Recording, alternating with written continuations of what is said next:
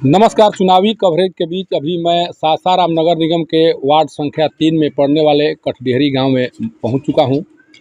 यहां क्या कुछ चल रहा है चुनाव को लेकर, मतदाताओं के मन में किन प्रत्याशियों को लेकर मतदान करने की तैयारी चल रही है, मतदान के दौरान कौन सा फैक्टर काम करेगा, इसी मुद्दे पर बात करने के लिए यहाँ पर हम पहुँचे हुए हैं।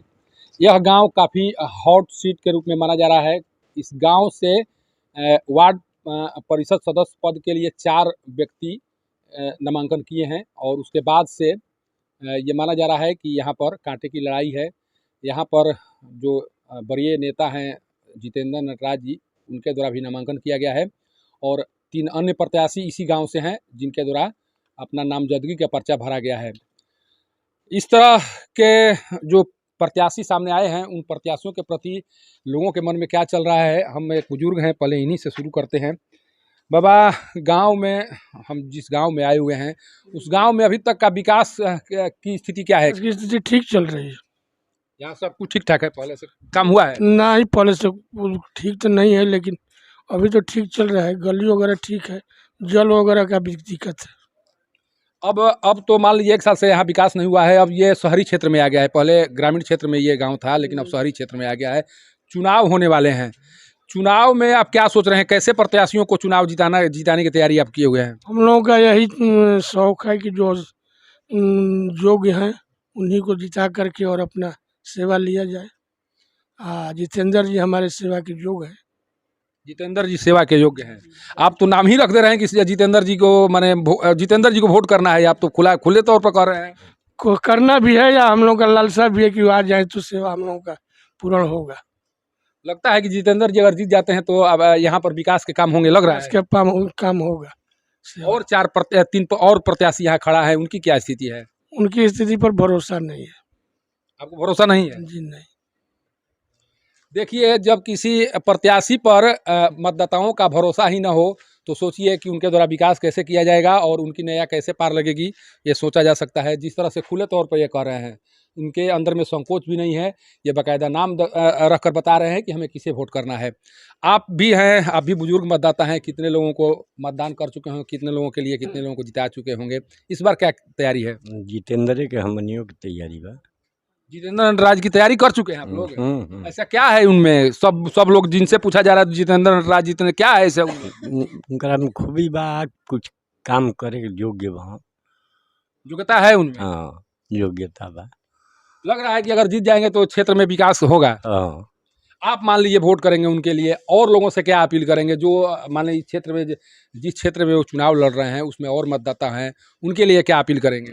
वहीं की मैंने इनको वहीं जिताया जाए। जितेंद्र नटराज को जिताया जाए, ये अपील करेंगे आप? जी।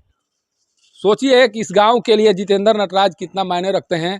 क्योंकि 4 प्रत्याशी होने के बाद भी अगर जो भी व्यक्ति से पूछा जा रहा है, अभी तक यहाँ जो भी व्यक्ति उपस्थित है जिनसे पूछा जा रहा है, केवल और केवल जितेंद्र नटराज का नाम लिया जा रहा है। आप भी बताइए, क्या नाम है आपका? हमारा नाम अशोक राम हुआ सर। कहाँ घर पड़ता है? यही कटडिहरी घर पड़ता है।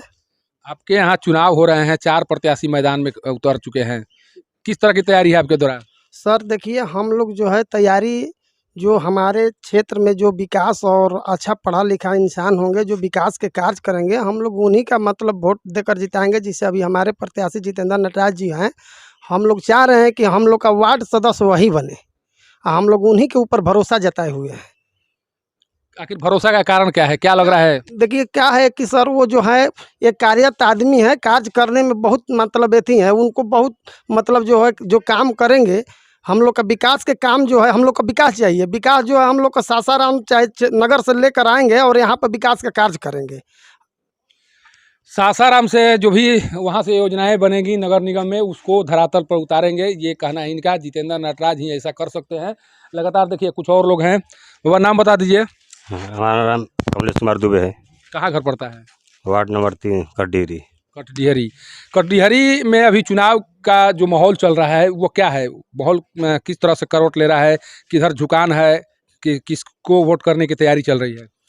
अभी तो जितेंद्र की झुकान है, जितेंद्र नटराज पर। यहाँ तो 4 प्रत्याशी हैं। हाँ, 4 प्रत्याशी हैं, लेकिन अभी जितेंद्र नटराज पर है। क्या खासियत है उनमें? खासियत है कि इसलिए कि ये पहले से आज 20 बरस ले ये नेतागिरी में उतरे हुए हैं। राष्ट्रीय युवा का अध्यक्ष भी हैं। तो ये सोच रहे हैं कि जो 20 वर्ष से अनुभव है वो काम करेंगे, जीतेंगे तो। अब मान लीजिए चुनाव जीतने के बाद अगर पलट गए, विकास नहीं किए, तो क्या होगा? अगले बार में वो हार जाएंगे। नहीं करते हैं तो अगले बार में जनता उनको नहीं चुनेगी। विश्वास है कि विकास करेंगे? जी, विश्वास जरूर है। आप भी इधर एक रहने वाले, कहाँ कहाँ के रहने वाले? यहीं का कटघेरी का रहने वाले हैं। क्या नाम हुआ? नंदलाल राम। आप बताइए, आप लोगों के लिए विकास की योजनाएं लगातार सरकार बना रही हैं, कह रही हैं कि भाई अभी आप लोगों का उत्थान करना है, विकास करना है।